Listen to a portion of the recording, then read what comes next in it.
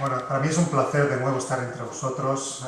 Muchos de vosotros os conozco, os he visto en otras jornadas, a otros no, y espero que no sea la última vez que os veo. Se le ha olvidado mencionar una cosa de la cual me siento muy orgulloso también, es que soy miembro de ALBA. Soy miembro de ALBA desde su inicio y además participo e intento, creo que lo que hacéis es muy importante, el llevar la información y quienes podamos contarlo, intentamos contarlo de una manera que se entienda en palabras llanas, sin necesariamente recurrir a demasiada terminología científica, pero intentando resolver y responder las preguntas que seguro que os atenazan y en particular seguro que os asaltan, en particular aquellos padres, como alguno hay entre la audiencia, que también de forma inesperada, como también presentaba Josep hace unos minutos, acaban de ser padres apenas hace una semana de una niña Vina, que es una niña que va a tener una condición genética singular. No es una niña enferma. Eso es lo primero que quiero deciros y eso es algo que está resaltado tanto en el libro como en esta jornada. El albinismo es una condición genética. Uno no se convierte en albino, uno no sufre albinismo, uno es albino, es una persona con albinismo.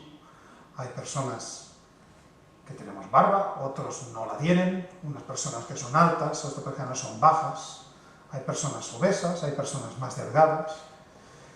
Y todo ello se explica porque todos tenemos una variabilidad genética en nuestros genes, no todos somos iguales, afortunadamente no todos somos iguales.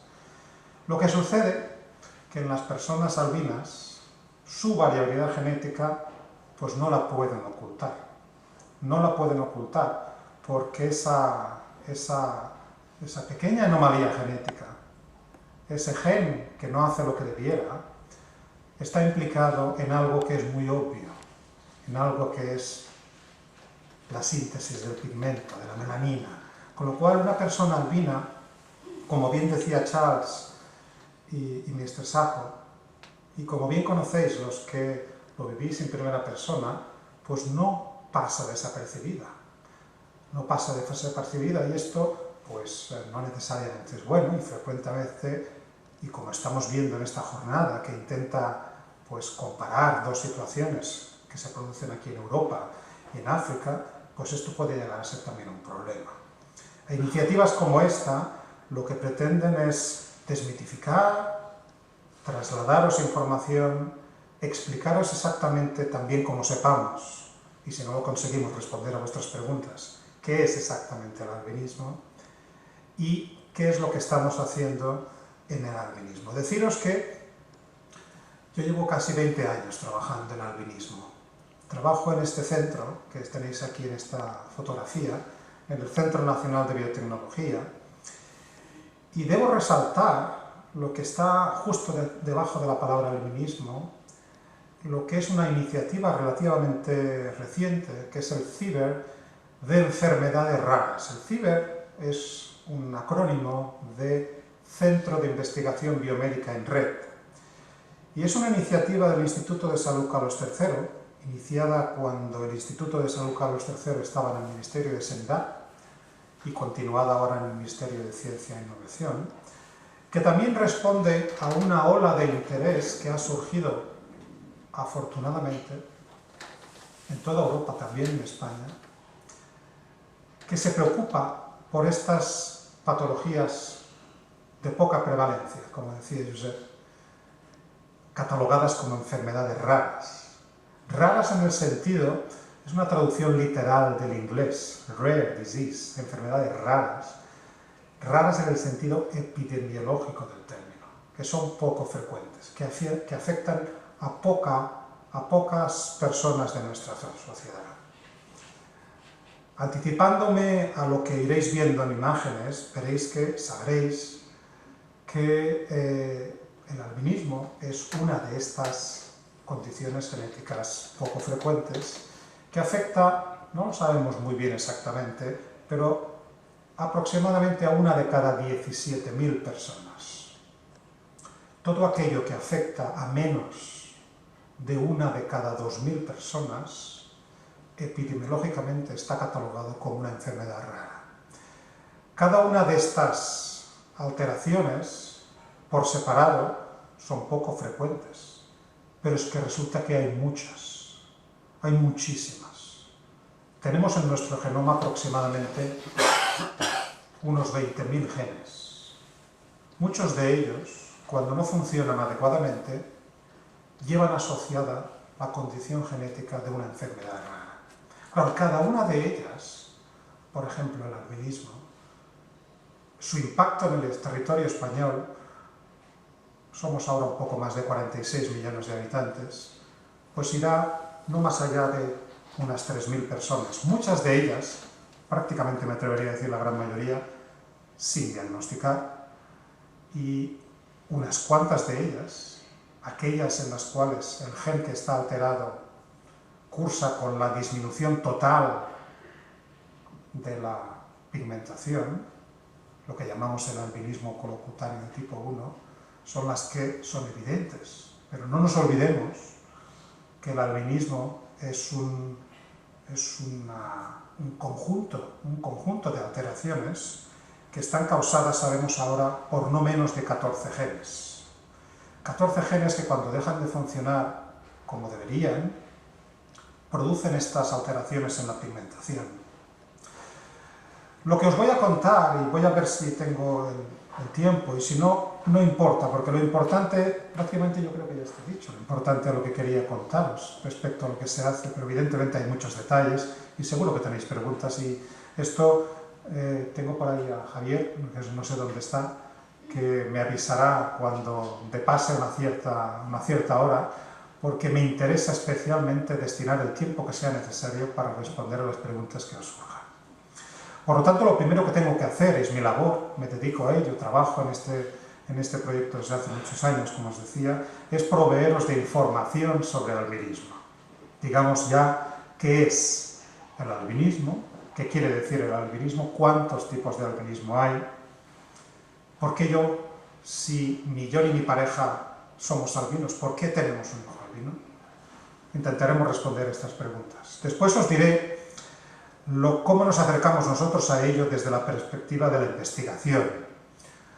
Naturalmente nosotros no trabajamos con personas, nosotros trabajamos con animales de experimentación y en particular trabajamos con ratones que los tenéis aquí arriba en la fotografía, ratones en los cuales podemos reproducir prácticamente con bastante exactitud las mismas condiciones que acontecen a las personas con albinismo. Y aprovechando lo que investigamos con los ratones, intentamos entender cada día un poco más qué quiere decir ser una persona con albinismo y qué es lo que podemos aportar desde aquellos estamentos, desde aquellas instituciones que podemos proponer pues, nuevas investigaciones, nuevas propuestas, qué podemos aportar para mejorar la calidad de vida y para mejorar y para responder a algunas de las múltiples preguntas que por ejemplo, desde la Asociación ALBA, pues se están gestando.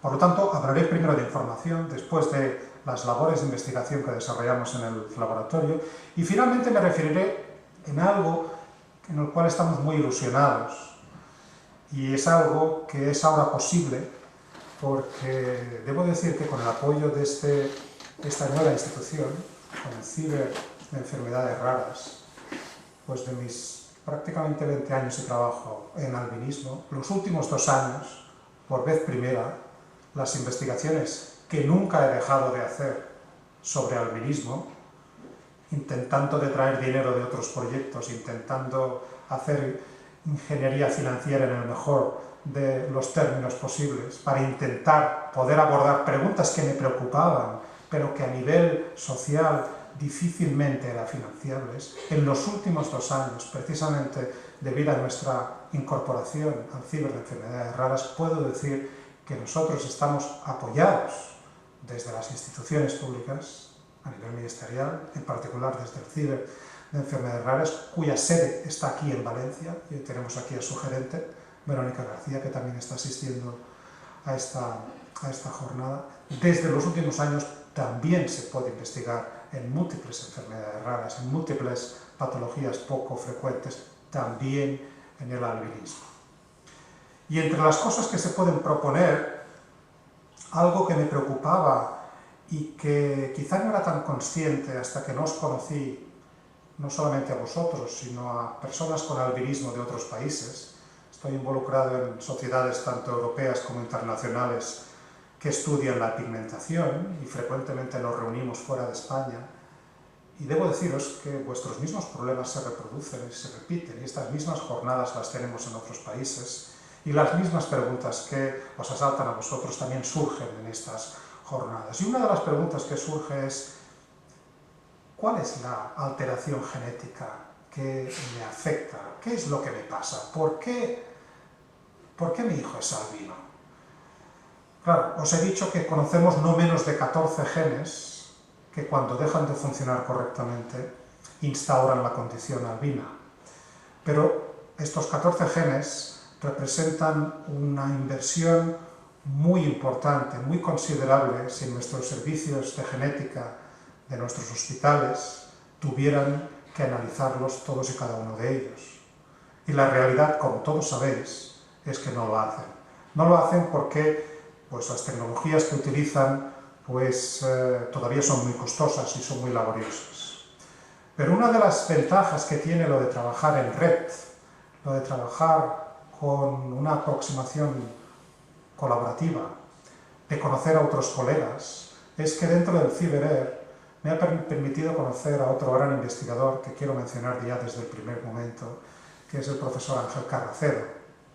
Él es un médico genetista de la Universidad de Santiago de Compostela y probablemente uno de nuestros mejores exponentes en genética humana que tenemos en este país, que además, debido a su empeño y a su voluntad y a su gran capacidad de trabajo y de recabar inversiones, ha conseguido en su Instituto de Medicina Legal, que es donde trabaja él en la Universidad de Santiago de Compostela, ha conseguido adquirir una serie de equipos de ultimísima tecnología, que nos permiten plantear cosas que hasta hace unos pocos años eran prácticamente imposibles.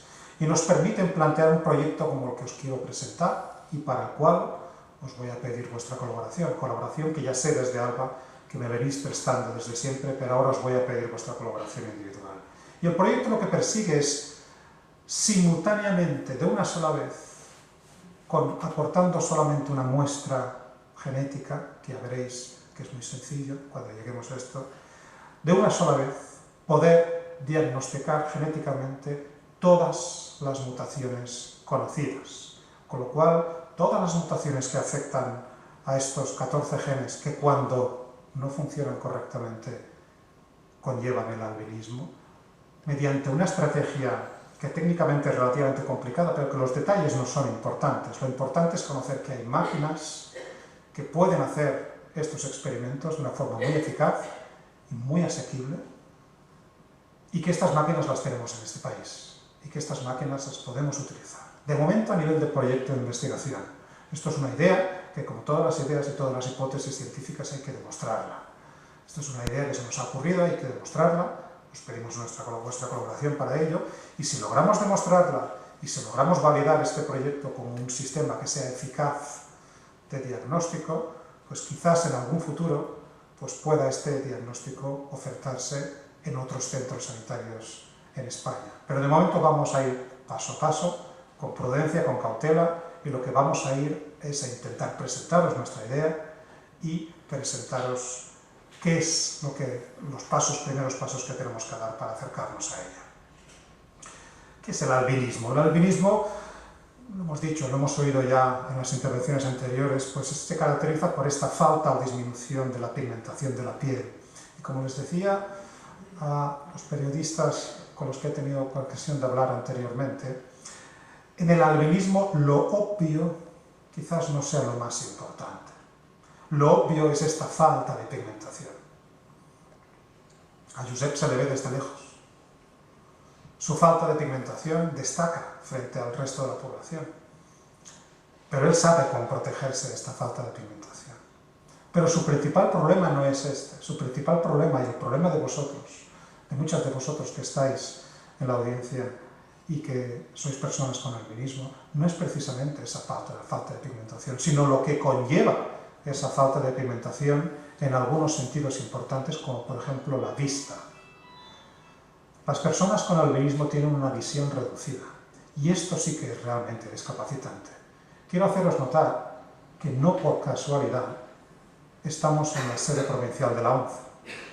ONCE, que como organización está apoyando desde el inicio a ALBA y que, como también nos decía Charles y otros, si conocéis vosotros, los que tenéis hijos pequeños también, aporta muchos recursos porque los hay en nuestra sociedad. Hay libros con tipografías más grandes, hay lentes, hay ordenadores, hay sistemas de trabajo que deben permitir a una persona con albinismo desarrollarse de la misma manera que cualquier otra persona que no tiene el albinismo. Y esto también se lo debemos a ONCE y es bueno recordarlo. Con lo cual es obvio que esta falta de pigmentación exige una protección frente a las radiaciones solares. Todos, seamos albinos o no, si nos exponemos demasiado al sol nos quemamos. Lo que pasa es que los que no somos albinos tenemos algo más de protección. En función de nuestra coloración en la piel, tendremos mayor o menor protección. Pero claro, quien no tiene pigmentación en la piel, desde el minuto 1 que está expuesto al sol, su piel se está quemando.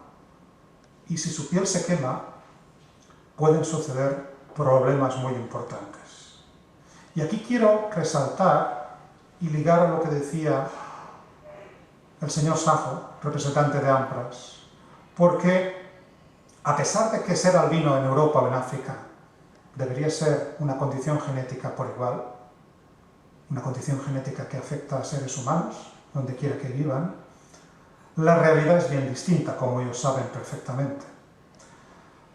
A vuestra izquierda tenéis una niña con albinismo que ha tenido la gran fortuna de nacer en una familia cuyos padres se van a preocupar para protegerla del sol y van a evitar en lo posible, a veces no va a ser posible, todos los que sois, los que tenéis albinismo, sabéis que os habéis quemado alguna vez y sabéis lo mal que lo pasáis, con lo cual no se os olvida jamás, con lo cual a medida que vais creciendo os protegéis y ya no se os olvidan las vestimentas adecuadas ni las cremas adecuadas.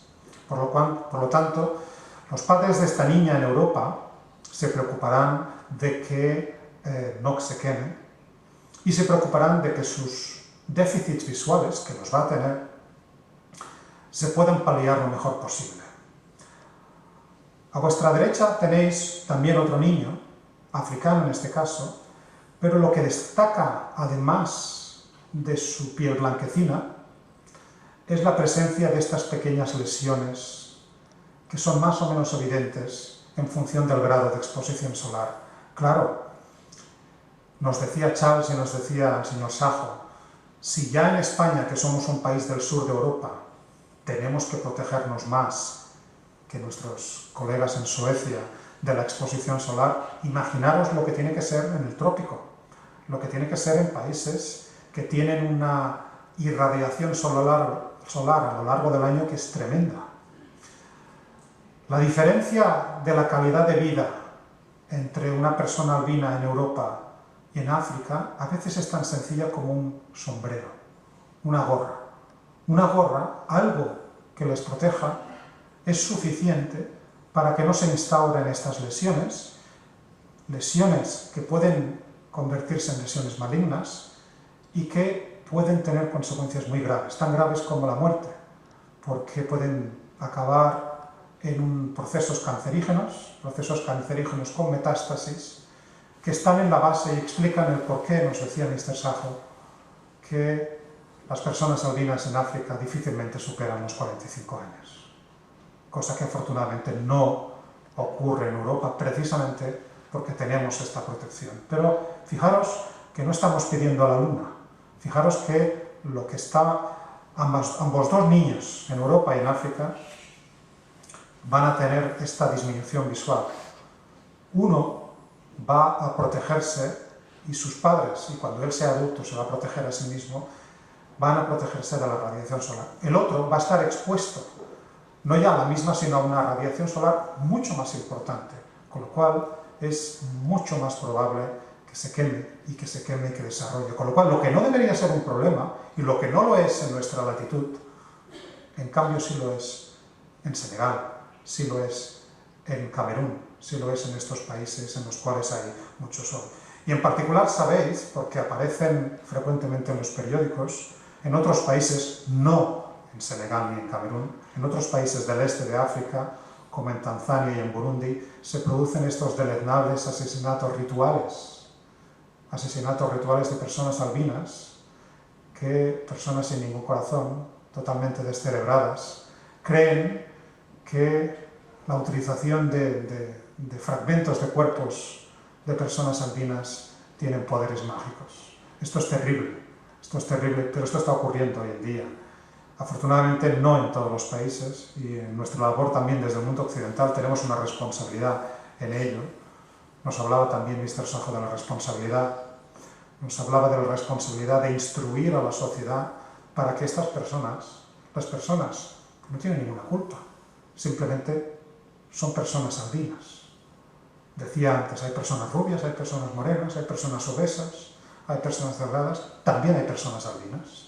En la sociedad cabemos todos. Y tenemos que hacer todos, poner nuestro granito de arena para integrarnos en la sociedad. Y ALBA y AMPRAS precisamente están realizando una labor encomiable en este aspecto. El albinismo, os decía que es un conjunto de condiciones genéticas, quiere decir que se heredan, se transmiten de nuestros padres a nuestros hijos, a nuestros nietos, que afectan a los humanos, pero no solamente afectan a los humanos. El albinismo, la falta de pigmentación, esta disminución o ausencia de pigmento afecta a muchos animales. Y frecuentemente estos animales los veréis porque se resaltan, incluso a veces son noticia periodística. A veces me llaman algún periodista de una cacería y dice, hemos encontrado una liebre albina.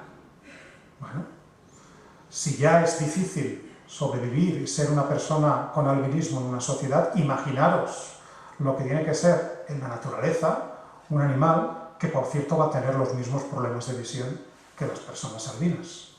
Claro, una persona albina va a tener apoyo social, en particular de sus familiares. Me temo que una liebre albina no va a tener el mismo apoyo.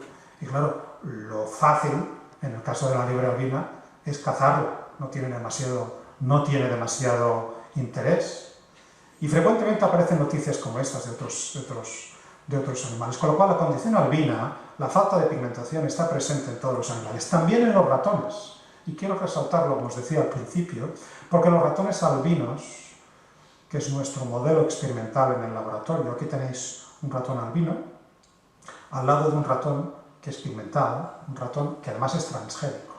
Ahora os voy a decir qué quiere decir esto de ser un ratón transgénico. Es nuestra manera de trabajar en el laboratorio, de investigar cómo podemos entender qué es lo que le sucede al ratón, para entender mejor qué es lo que le sucede a las personas. Claro, trabajando con albinismo en ratones podemos hacer muchos experimentos, podemos modificar genéticamente la producción de este pigmento y generando ratones con diferente grado de pigmentación, como los que tenéis en esta fotografía, y a partir de ellos preguntarles a cada uno de ellos, mediante experimentos, preguntarles cuál es su condición visual, si ven bien, si no ven bien, y a partir de lo que aprendamos en ratones trasladarlo a los humanos. Claro, tanto se parecen los ratones a las personas, claro, cuando uno piensa en un ratoncito, que apenas lo vemos debajo de la mesa, y vemos a una persona, en especial cuando es más alta que la media, como tenemos aquí a Pau Gasol,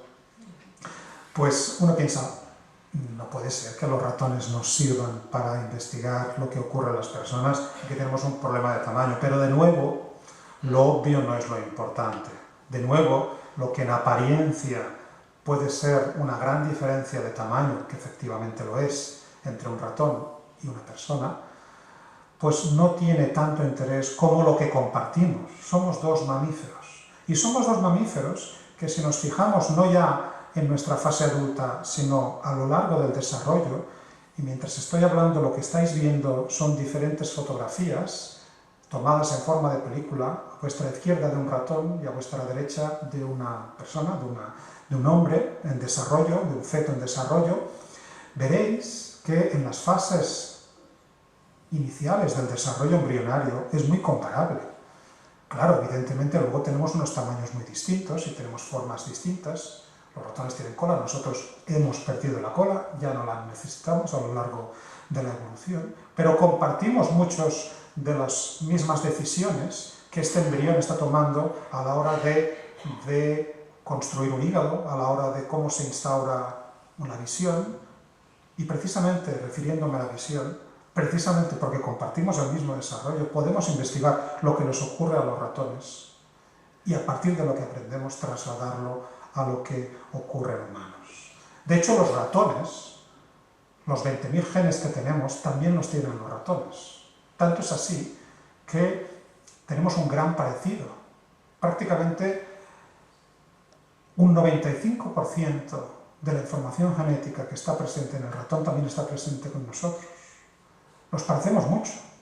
Tanto que de cada uno de los genes, también de los genes que afectan, que están asociados al albinismo, si los investigamos en el ratón, podemos deducir cosas importantes y progresar en nuestro conocimiento de lo que les ocurre a las personas con albinismo. Aquí tenéis, por ejemplo, uno de estos experimentos. Tenéis un ratón que tiene una coloración rojiza, que no tiene pigmento, que es un ratón recién nacido, albino, y a su lado tenéis un hermano. Las camadas en los ratones suelen ser importantes, de 5 o 6 ratoncitos, que la ratona pare, y aquí tenéis un ratoncito que está pigmentado, y está pigmentado a pesar de que genéticamente estaba condicionado a haber nacido albino. ¿Qué hemos hecho nosotros? Lo que hemos hecho ha sido reinstaurarle el gen que sabíamos ya a ciencia cierta que estaba alterado, introducirle una copia correcta y generar así lo que llamamos nosotros un ratón modificado genéticamente, un ratón transgénico, que recupera, que restaura la pigmentación. Con lo cual hacemos muchísimas cosas en este experimento en apariencia tan sencillo. Verificamos que este gen es el que está realmente implicado en la pigmentación. ¿Por qué? Porque cuando lo reintroducimos somos capaces de corregir, de recuperar, como veréis, no solamente la pigmentación, sino también somos capaces de recuperar su visión en estos modelos experimentales del laboratorio. ¿Cómo se hace un ratón transgénico? Pues, sin entrar en muchos detalles, es relativamente sencillo. En los embriones de ratón, y lo que estáis viendo en esta pequeña película que está corriendo mientras estoy hablando, lo que está haciendo el investigador en este momento está microinyectando una solución acuosa que contiene los genes, en este caso los genes correctos que queremos utilizar para la corrección del albinismo en este modelo experimental. Así nosotros generamos, si este embrión finalmente se implanta en una ratona, para que lo lleve a término, para que lo geste, y finalmente, si todo va adecuadamente, pues tenemos un ratoncito que nace con la pigmentación y hemos podido experimentar y verificar que este gen decididamente estaba implicado. Con lo cual, nosotros, los ratones, como experimentación animal, les tenemos muchísimo respeto y nos ayudan muchísimo. Quiero decirlo esto de una forma y resaltarlo de una forma muy importante. No sabríamos tanto, nos quedan muchas cosas por aprender todavía, pero no sabríamos tanto de lo que sabemos hoy en día del albinismo si no hubiéramos podido trabajar con animales de experimentación, como por ejemplo estos ratones. Respondiendo a algunas preguntas y ya avanzando en la información. ¿Dónde se fabrica el pigmento? ¿En qué tipo de células nosotros en nuestro cuerpo hacemos el pigmento? Bueno, pues hay unas células... No me digas que tengo... Ah, estupendo. Es la 1 menos cuarto, ¿no? Vamos bien, ¿no? Me ha asustado Javier ya. Las células donde se produce el pigmento es el melanocito. Y en el melanocito son unas células que tenemos en la piel. No son muy abundantes, pero evidentemente su efecto es muy evidente porque son las que permiten que nos pigmentemos. Dentro de las células hay unas fábricas literalmente hablando, fábricas de pigmentación, que son un componente de las células, que los llamamos los melanosomas. Serían como las factorías donde se produce este pigmento. ¿Dónde están estos melanocitos? Pues están en la base de la piel, en la interfaz entre la dermis y la epidermis. Fijaros que la mayor parte de las células que tenemos en nuestra piel no son melanocitos. La mayor parte de células que vemos en nuestra piel son queratinocitos. Lo que pasa es que los melanocitos se fragmentan y les pasan paquetes de pigmento a los queratinocitos, que los incorporan, se tiñen y así nosotros adquirimos la pigmentación. Los melanocitos están en la base de la piel, bastante profundo en la piel, pero van pasándole el pigmento a las células que están por encima de ellos y así nosotros adquirimos la pigmentación. Por eso las personas de raza negra, como digo aquí, no tienen más melanocitos. Es otra paradoja. Uno podría pensar que una persona con mayor alto grado de pigmentación debería tener más melanocitos. Nada más cierto. No es así. Lo que tienen es un ritmo de traslado de estos paquetes de pigmento de los melanocitos que están en el mismo número en la base de la piel, son más eficaces trasladando estos paquetes de pigmento a los queratinocitos. De ahí que acaben siendo más pigmentados, pero no tienen más melanocitos. Las personas albinas evidentemente pueden quemarse y pueden llegar a desarrollar estos cánceres de piel a los cuales me refería si no se protegen debidamente del sol. Y esto es algo que no vemos demasiado en nuestras latitudes, pero que sí se ve en África, en países tropicales, en países en los cuales la máxima irradiación provoca la aparición de diferentes lesiones cutáneas. Algunas son operables, otras desgraciadamente ya no lo son, porque se convierten en malignas, acaban en metástasis. Ya sabéis lo que quiere decir. Cuando un cáncer se convierte en maligno y en metástasis, difícilmente es tratable y muchos de estos casos, pues desgraciadamente, tienen unas consecuencias fatales. Pero fijaros que la diferencia en África, la diferencia entre, me atrevería a decir, entre la vida y la muerte, es apenas un sombrero, una gorra, la protección de la radiación solar. Fijaros, a la derecha tenéis una persona albina con una gorra y esta gorra es suficiente para protegerla. Evidentemente, si tuviera cremas, como las que estáis recogiendo, si tuviera gafas, si tuviera otras protecciones, evidentemente mejoraría, pero simplemente una protección como una gorra o un sombrero es más que suficiente. Y de hecho, si no se protegen adecuadamente, ¿dónde se producen estas quemaduras? Pues donde más se expone uno al sol, que es en la parte superior del cuerpo, en la cara, en las orejas, en el cuello, en los hombros, estas quemaduras, estas ampollas, y que si no se tratan adecuadamente y si sigue produciendo de forma reiterada, acaban en diferentes tipos de cáncer. Esta es la gran diferencia que hay entre Europa y en África respecto al poder protegerse o no de las quemaduras provocadas por las radiaciones solares. ¿Solamente tenemos melanocitos en la piel? Me pregunto, no. Hay melanocitos en otras partes del cuerpo. Por ejemplo, en nuestros ojos. Aquí tenéis un ojo y lo que cuando decimos ¿de qué color tienes los ojos? En realidad, lo que le estamos preguntando a la persona, ¿de qué color tienes tu iris? El iris es como el diafragma de las cámaras fotográficas que Ana Iturralde sabe también utilizar. Y este iris está lleno de melanocitos. Es una cortina que lo que hace es permitir el paso de la luz, porque puede moverse y el agujero, lo que es la pupila, puede engrandecerse cuando estamos en condiciones oscuras o puede empequeñecerse cuando estamos en una habitación muy iluminada. ¿Qué sucede con las personas con albinismo?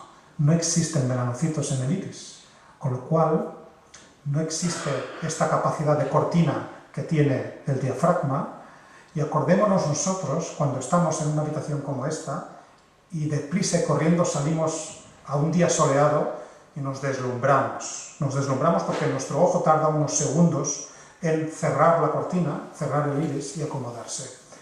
Los albinos continuamente se deslumbran. Por eso les molesta la iluminación directa. Por eso tienen fotofobia, que quiere decir huyen de la luz. ¿Por qué? Porque no pueden protegerse, tienen siempre mucha más luz de la que pueden procesar.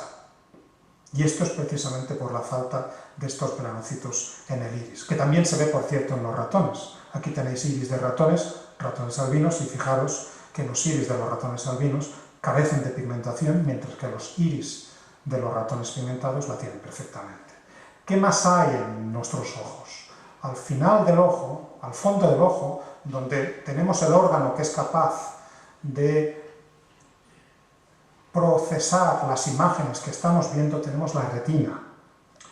Y en la retina hay células pigmentarias. En particular, está al fondo de la retina, justo en contacto con las células que procesan las imágenes, está el epitelio pigmentado.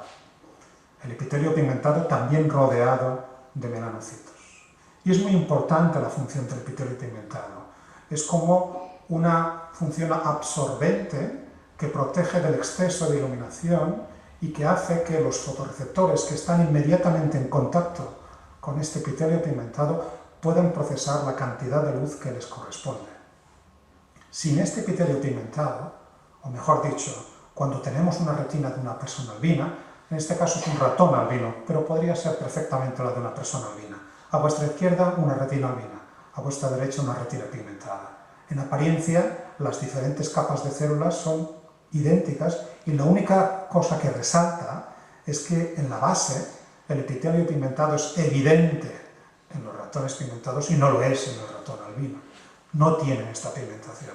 Esto podría ser una característica circunstancial, más o menos accesoria, pero resulta ser fundamental para entender los déficits visuales. La falta de pigmentación en el epitelio pigmentado está en la base de los déficits visuales que se instauran posteriormente en las personas con albinismo. ¿Qué tipo de déficits visuales tenemos en las personas con albinismo? Presentan una falta de agudeza visual, quiere decir que ven peor. Por supuesto, tienen problemas para ver en condiciones de poca iluminación, en penumbra y en visión nocturna. Tienen una visión tridimensional, visión estereoscópica, localizar objetos en el espacio, limitada. Por eso en apariencia a veces, con el tiempo logran desarrollar otras pautas y logran moverse bien en su entorno. Por eso a veces pensamos que las personas con albinismo son en apariencia torpes a la hora de caminar y chocan con los objetos. No los ven, no los posicionan adecuadamente donde están en el espacio. Esta falta les produce fotofobia y algunos otros problemas como el nistagmo y el estrabismo y otros más que conocéis. Y que si estáis interesados me dedicaré más en la fase de preguntas. ¿Qué quiere decir que la agudeza visual sea limitada? Pues quiere decir que una persona con albinismo suele tener entre el 10 y el 20% de la agudeza visual de una persona que no tenga albinismo. ¿Qué quiere decir un 10%? Pues quiere decir que ven a 6 metros lo que cualquier persona sin albinismo vería a 60 metros. Tienen que acercarse más. En la clase no sirve estar detrás. Como decía Charles, incluso en el medio no me entero de nada, decía. Tienen que estar delante, tienen que acercarse al libro, tienen que utilizar grandes letras porque les falta esta agudeza visual. En particular, no solamente la pérdida de pigmentación conlleva esta pérdida de agudeza visual, sino que tienen menos fotorreceptores bastones. Hay fotorreceptores bastones y fotorreceptores conos. Los hay que procesan cantidad de luz y los hay que procesan los colores. Esto es muy fácil de entender. La máquina que está utilizando Ana Iturralde para sus fotografías, que ilustran este fantástico libro, que seguro que tendréis oportunidad de ojear, pues es una máquina profesional, una máquina de gran calidad, que probablemente tiene pues, bastantes millones de píxeles. Es una máquina digital. Pero imaginaros la fotografía que saldría si, en lugar de utilizar esta máquina, utilizara una de un teléfono móvil, no de los actuales, de los de hace 4 o 5 años, cuando apenas tenían medio millón de píxeles. Y que todos decíamos, bueno, está muy bien para ver fotografías en tamaño sello de correos, pero cuando las amplificamos se ven muy pixeladas, se ve muy poca información. Justamente esto es lo que le sucede a las personas con albinismo. Su retina procesa menos información. Su chip de retina, al tener menos fotorreceptores, procesa menos información y la imagen resultante es de menor calidad. Pero si solamente fueran estos los problemas visuales que mayormente afectan a las personas con albinismo, en particular a los primates, entre los cuales nos encontramos los humanos, es que carecen de fobia. La fobia es el punto de mayor agudeza visual que tenemos en nuestra retina.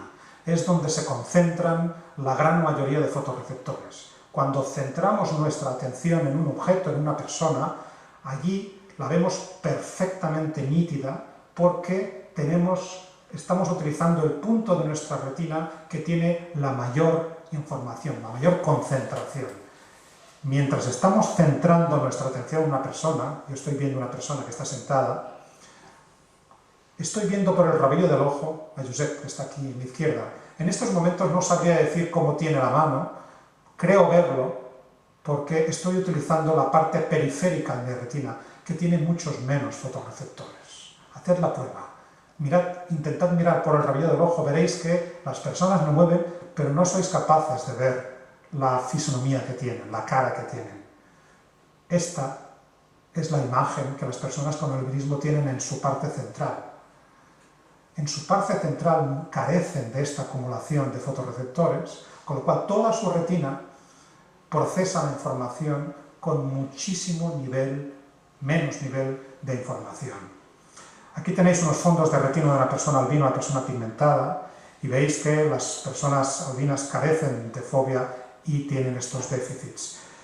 Esto lo podemos investigar, por ejemplo, en ratones. En ratones podemos ver que, contando los fotorreceptores, cuando reintroducimos el gen que está afectado, no solamente recuperamos la pigmentación, sino que recuperamos el número de fotorreceptores, con lo cual estamos diciendo que la pigmentación de alguna manera está asociada también a esta capacidad de procesar imágenes.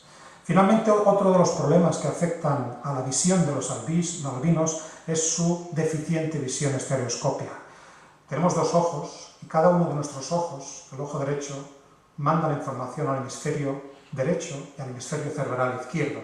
Esto lo hacen constantemente los dos ojos, con lo cual en cada uno de los lados del cerebro está recibiendo información de los dos ojos. Y al recibir información de los dos ojos, creamos nosotros la ilusión óptica de la profundidad, que es una ilusión óptica, por cierto. Vemos los objetos en 3 dimensiones. Las personas albinas, mayoritariamente, su ojo derecho solamente envía la información al hemisferio izquierdo y su ojo izquierdo solamente envía la información al hemisferio derecho. Con lo cual, las partes del cerebro no hablan entre sí, con lo cual cada ojo está viendo un mundo distinto. Con lo cual, difícilmente se coordinan.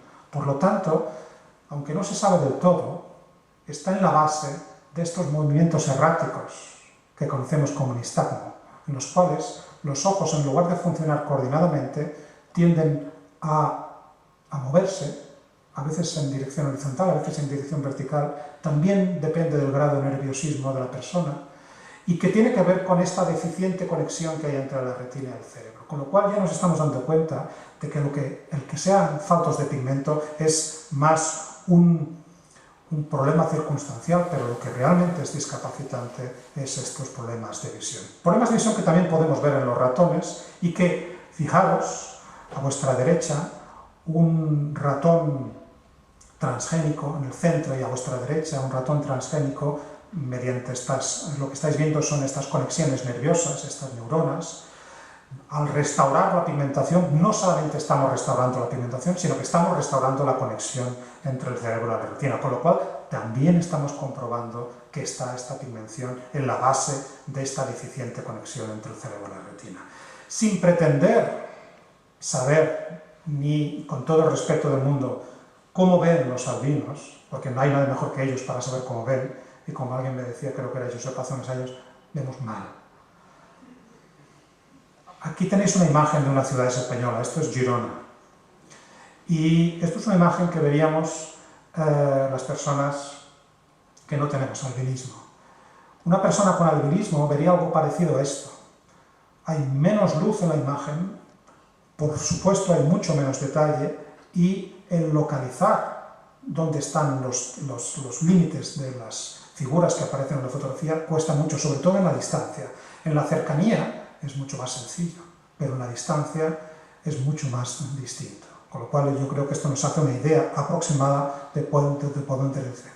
¿Cómo se fabrica la melanina? La melanina se fabrica por un proceso que es relativamente sencillo.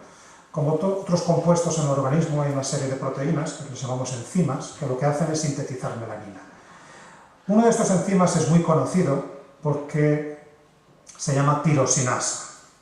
Tirosinasa quiere decir que es una proteína que lo que hace es convertir un producto, que es la tirosina, lo convierte en melanina y puede llegar a dar pues tanto melaninas de color claro, que llamamos feomelaninas, o melaninas de color oscuro, que llamamos eumelaninas. De hecho, el balance, si producimos las melaninas de color claro o color oscuro, nos va a dar lugar toda la cantidad de toda la diversidad de pigmentaciones que caracterizan a cualquiera de nosotros, según tengamos mayor pigmentación de un tipo o mayor pigmentación de otro. De hecho, hay bastantes genes que están implicados en la síntesis de esta pigmentación. ¿Cómo regula la célula si va a hacer pigmento amarillo o a hacer pigmento oscuro? Pues fijaros que hay un receptor, es como una especie de llave, una puerta, que tiene quien lo activa, y al activarlo produce pigmento oscuro. Pero hay otra proteína, en este caso roja, que se llama Guti, que también puede entrar por la misma puerta, y cuando entra lo que hace es bloquear el paso de la primera, con lo cual no se puede producir la pigmentación oscura y se produce la pigmentación clara. Realmente están sucediendo las dos cosas simultáneamente, por eso tenemos esa variabilidad de coloración. Pero fijaros, cuando no tenemos esta puerta, solamente se puede producir la pigmentación clara. Y las personas que tienen mutaciones en esta puerta los conocemos bien, son los pelirrojos. Pelirrojos que también están en el nivel de los ratones, aquí tenéis un ratón pelirrojo también.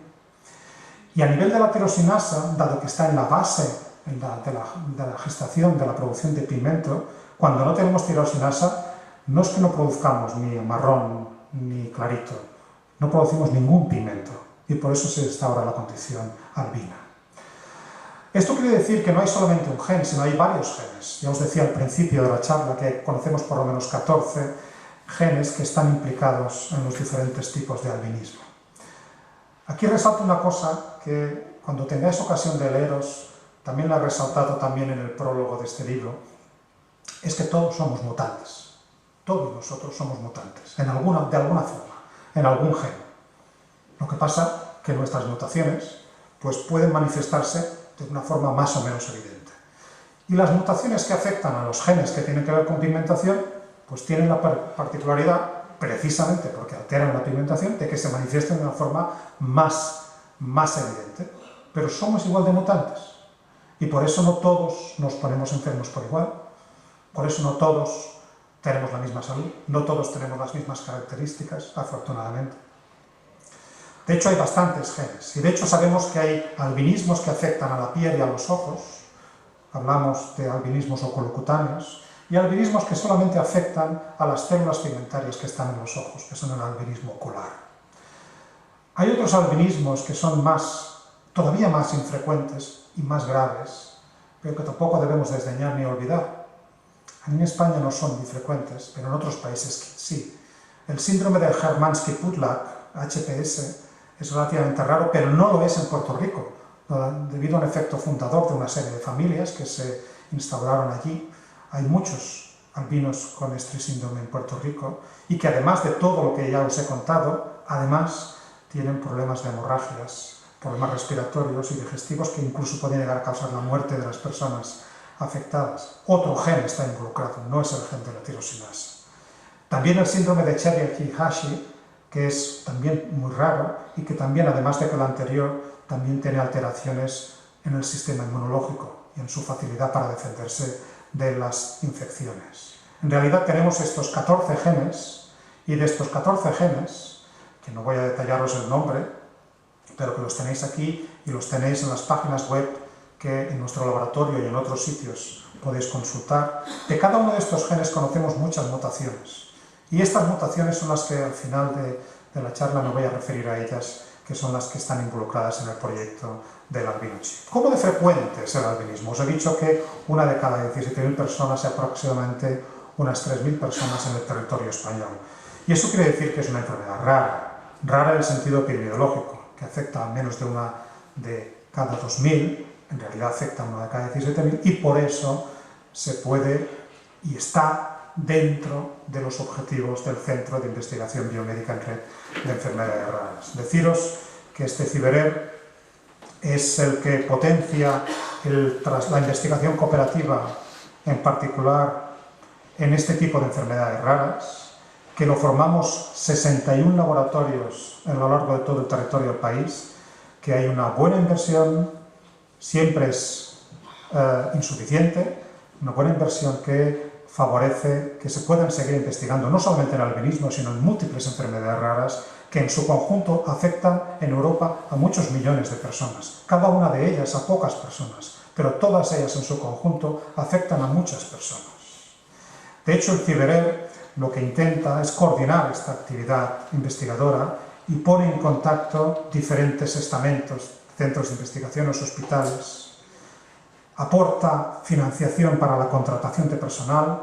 Tenemos 2 personas que me ayudarán después al final de la charla y que están contratadas por el CIBERER, y aporta proyectos como el que os voy a presentar, que también pueden hacerse debido a que existe el CIBERER.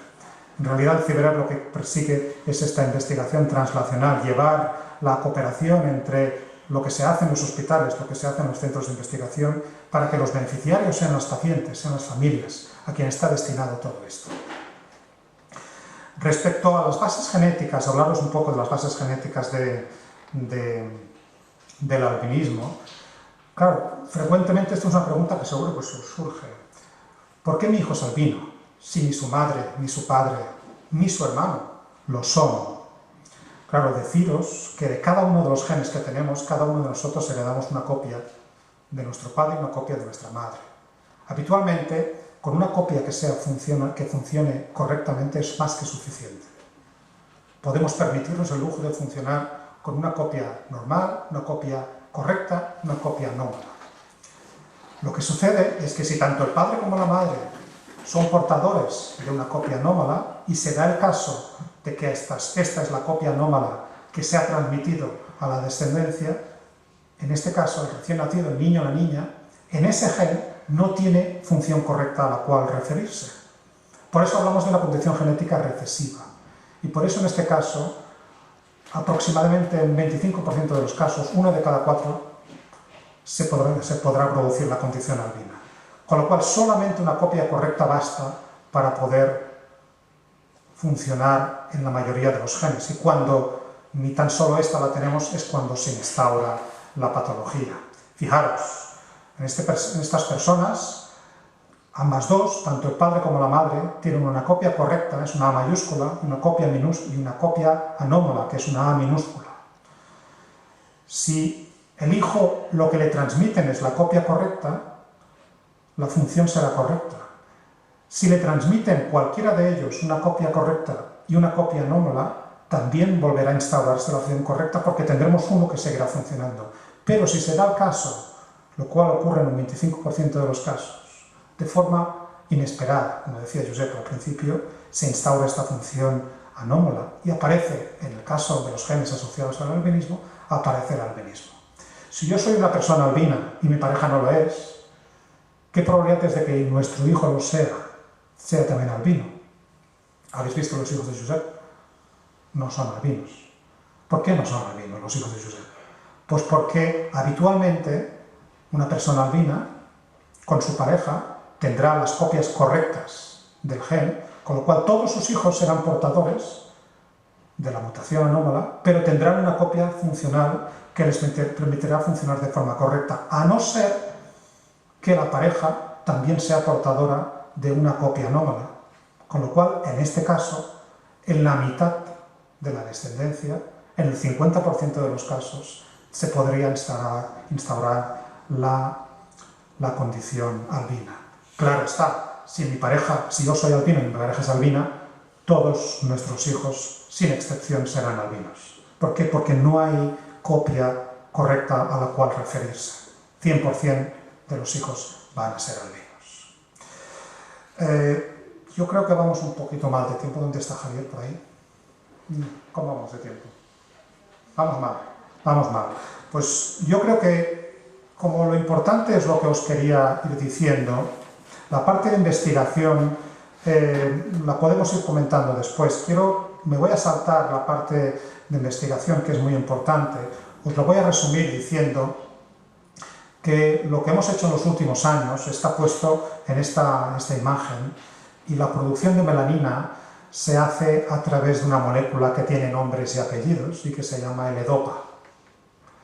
Y esta molécula L-Dopa, cuando se produce la condición albina, no solamente falta la melanina, sino que falta la L-Dopa.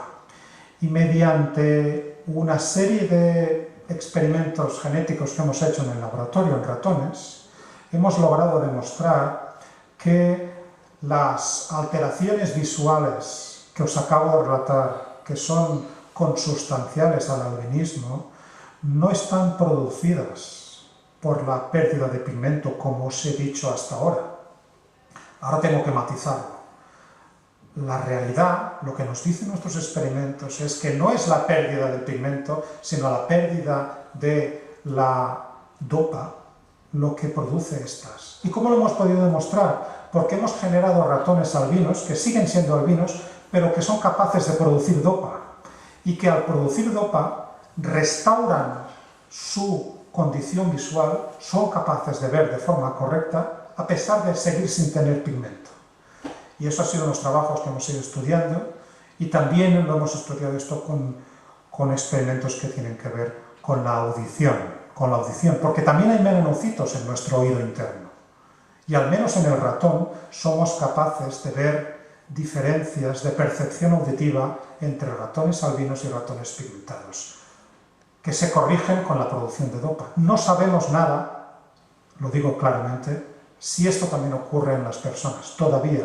Y no lo sabemos porque prácticamente nadie se ha dedicado a estudiar personas con albinismo, su capacidad auditiva, no ya puntualmente, sino a lo largo de su vida, cómo decrece. Todos ensordecemos al envejecer, todos. Pero los ratones albinos ensordecen más rápidamente. Y no sabemos si esto también ocurre en las personas. En particular, cuando exponemos a los ratones albinos, a ruidos fuertes, la producción de dopa los protege y pueden recuperarse de esta agresión sonora. Mientras que, si no les protegemos con esta producción de dopa, los ratones albinos pierden rápidamente la audición. En ratones, todavía no sabemos qué es lo que ocurre en humanos. Dejadme saltar a la parte última brevemente y deciros el porqué del proyecto de investigación del albino chip. Este proyecto lo que pretende es, como os he dicho al principio, desarrollar un nuevo método de diagnóstico genético de no solamente un gen, sino de los 14 genes, y no de unas pocas mutaciones, sino de todas las mutaciones conocidas que conocemos. Sabemos que hay más de 600 mutaciones en genes asociados al albinismo. Aquí las tenemos unas cuantas. En la actualidad, esta diapositiva un poco farragosa de texto, lo que quiere decir es que en la actualidad, como os decía al principio, algunos hospitales ofertan 1 o incluso 2 genes, pero no muchos más. No hay ningún hospital que oferte el diagnóstico de los 14 genes. ¿Y para qué necesitamos un diagnóstico genético? En primer lugar, para conocer cuál es la mutación genética causante del albinismo. Esto nos puede dar claves para entender mejor qué tipo de albinismo es el que afecta a esta persona, y a medida que conocemos más del albinismo, poder aplicar y paliar de forma adecuada y de forma que corresponde a la mutación causante de ese albinismo. Todavía no estamos ahí, pero cuanto más conozcamos, mejor lo podremos hacer. En primer lugar, por conocimiento, y en segundo lugar, porque cada vez más, y vosotros esto lo estáis pidiendo, cada vez más, si quiero utilizar este conocimiento, porque tenemos recursos, tenemos procedimientos de diagnóstico prenatal en parejas que no siendo ninguno de ellos albinos, son padres de un niño albino y desean tener un nuevo hijo y desean poder utilizar este recurso para decidir, decisión personal que solamente afecta a esa pareja, desean poder decidir si el hijo que van a tener puede o no puede tener este albinismo. Pero para eso necesitan tener este diagnóstico genético que en estos momentos no está disponible. Sin entrar en muchos detalles, esto es la máquina que tiene el profesor Ángel Carracedo en Santiago de Compostela. Esto es una máquina robotizada que es capaz, para que nos entendamos, de simultáneamente analizar hasta 1000 mutaciones de una tacada, de una sola vez. Con solamente una reacción y un conjunto de reacciones más o menos complejas, no analiza una mutación, como habitualmente se hace en los servicios de genética, sino que analiza 1000 de una sola vez. Conocemos unas 600 en el albinismo, con lo cual el albinismo es un tipo de patología poco frecuente que se puede analizar con este tipo de tecnologías. Para ello lo que necesitamos esta es una idea, y necesitamos validarlo experimentalmente. Y para eso, en su momento pedimos vuestra colaboración a ALBA, que nos la concedisteis y por lo cual os estamos eternamente agradecidos.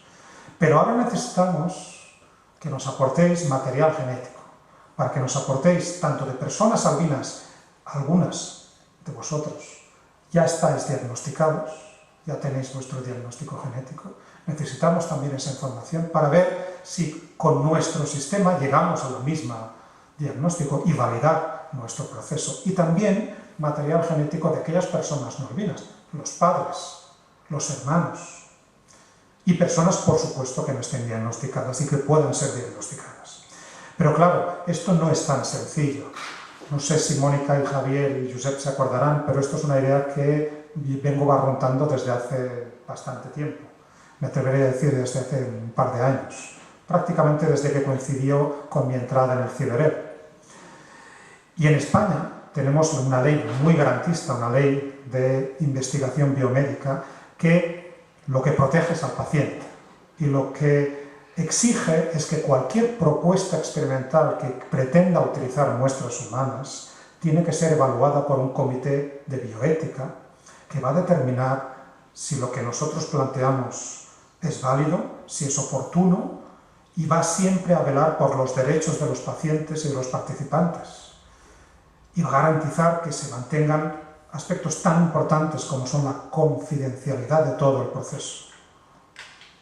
Y que solamente cuando se respeta durante todo el proceso, donde se respeta esta confidencialidad y cuando se considera que es oportuno, otorga el permiso para poder abordar el estudio.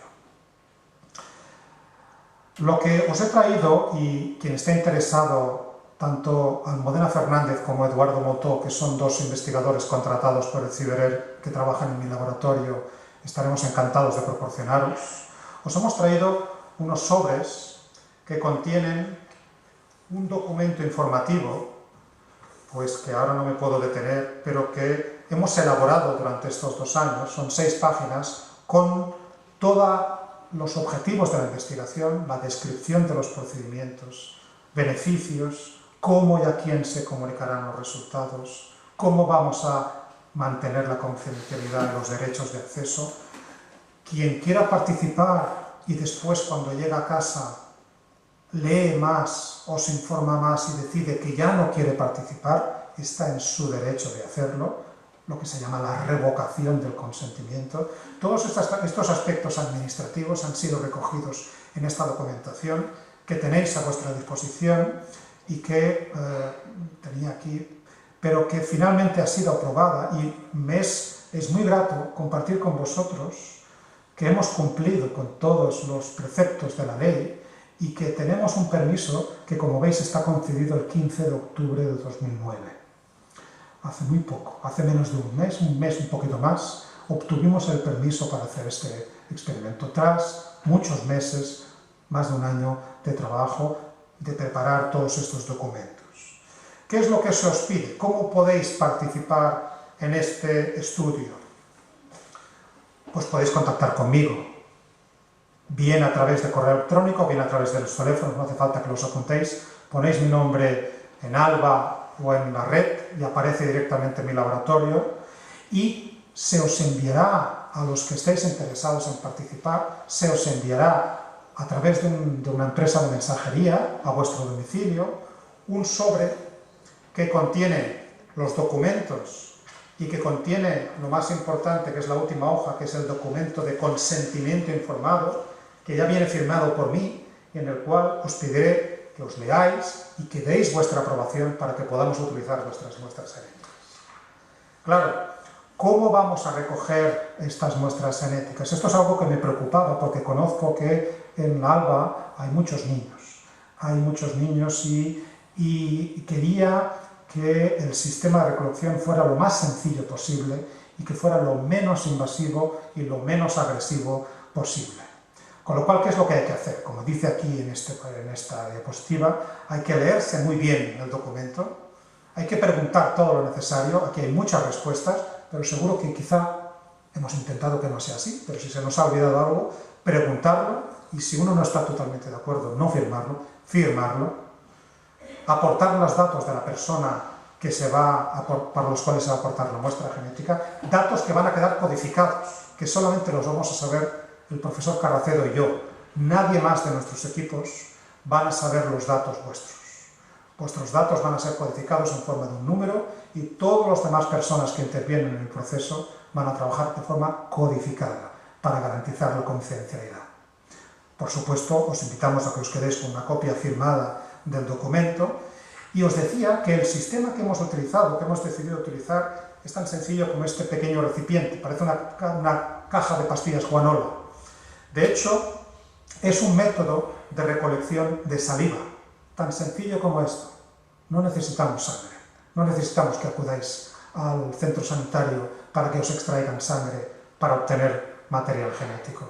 Lo podemos obtener de las células que están en vuestra boca, células que simplemente enjuagándose la boca y moviendo la lengua y frotándose la cara interior de las mejillas, las hacemos saltar y al depositar apenas 2 mililitros de saliva, pues simplemente los ponemos en este receptáculo. La tapa de este receptáculo tiene un líquido que preserva la saliva y cuando cerramos se rompe una telilla que hay y ponen en contacto este líquido con la saliva, con lo cual queda herméticamente cerrado y se puede mandar por correo, por mensajería, a donde estamos nosotros, que somos capaces de procesar el material genético que hay dentro. Queremos que esto no implique ningún coste y que sea más fácil para vosotros. Por ello, hemos utilizado este kit que tiene este aspecto, es una cajita que tiene el contenedor, tiene unas instrucciones muy sencillas y lo que tenéis que hacer es leeros este es un documento informativo. Aquí tenéis el contenedor, tenéis que abrir el contenedor, tenéis que depositar de la persona, sea un niño, sea vosotros, sea cualquiera, quien quiera participar, siempre voluntariamente, 2 mililitros de saliva. ¿Cómo sé si he puesto 2 mililitros? Muy fácil, hasta la base de la rosca. Hasta la base de la rosca, pues se llena con saliva, se cierra, se hace encajar bien la tapa azul, se enrosca bien, se remueve para que se mezclen los dos líquidos, para que se preserve la saliva, y esto se puede enviar en un sobre que también os damos, que ya está con todos los datos para que llegue a nuestro laboratorio. De hecho, lo hemos hecho a través de una empresa de mensajería y tenéis que dirigiros a cualquier oficina de MRW, y dando el número de abonado que aquí está, no tenéis ningún coste para vosotros. Ponéis el documento firmado y ponéis vosotros también el recipiente con la saliva, lo cerráis dentro del sobre y lo enviáis por MRV, que llegará a nosotros. Vosotros no tenéis que pagar nada. Esto está financiado bien por el CIBEREL, bien por nuestro laboratorio.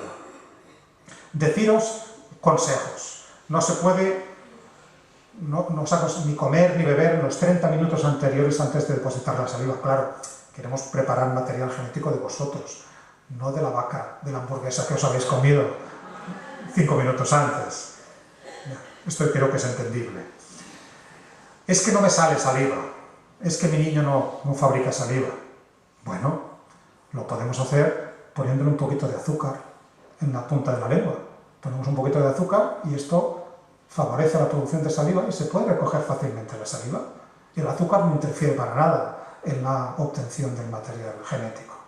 Como os decía, se recoge la saliva y se envía a través de MRV utilizando este número, no hace falta que os lo aprendáis, este número está todo incluido en la documentación. Os pedimos, dado que se trata de un experimento de validación, os pedimos que nos añadáis, por supuesto, y reitero, confidencialmente, nos añadáis dentro del sobre que nos vais a enviar si tenéis alguna copia de algún diagnóstico genético que os hayan hecho. A nosotros nos servirá. Solamente será utilizado para este motivo y solamente nosotros y nadie más utilizará esta información que nos proveáis. Y si queréis, voluntariamente, dado que hay diferentes tipos de albinismo, si tenéis una fotografía reciente de la persona, sobre todo si es una persona con albinismo, podéis adjuntarla. Vosotros decidís si la queréis adjuntar o no la queréis adjuntar. Si la adjuntáis, nos vais a dar más información para poder progresar en nuestro estudio. Sin ella también. Reitero, esto es voluntario, os pedimos y os agradecemos desde ya vuestra colaboración. Podéis recoger ahora cuántos sobres, hemos traído unos cuántos sobres y cuántos kits queráis. No os sintáis obligados a utilizarlos, nos gustaría que los utilizarais, pero igual, tras leer este documento, os surgen algunas dudas que quizá queráis resolver preguntándonos. Y si a pesar de ello seguís teniendo dudas, no pasa nada.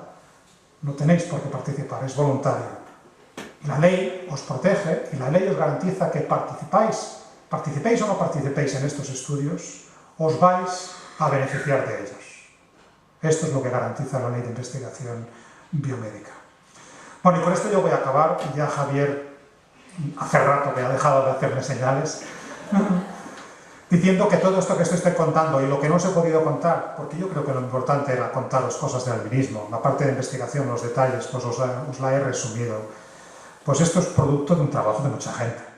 Esto, evidentemente, yo tengo el honor de poder supervisar y coordinar estos trabajos, y aquí tenéis pues 3 de los equipos que dirijo en el Centro Nacional, tanto en el laboratorio como en el servicio de criopreservación y el servicio de histología, los 3 involucrados de alguna manera también en todos estos estudios que os he planteado. Hay 2 personas de mi laboratorio, Eduardo Montó y Almudena Fernández, que son doctores y que están aquí con nosotros para ayudarnos en la distribución. Deciros que tanto Almudena como Eduardo están, y que de las personas del laboratorio lo que me gusta resaltar es a Marta Cantero, a Esther Zurita y a Almudena Tello, que son las que directamente más trabajan también, junto con Eduardo y Almudena Fernández, en el tema de los ratones.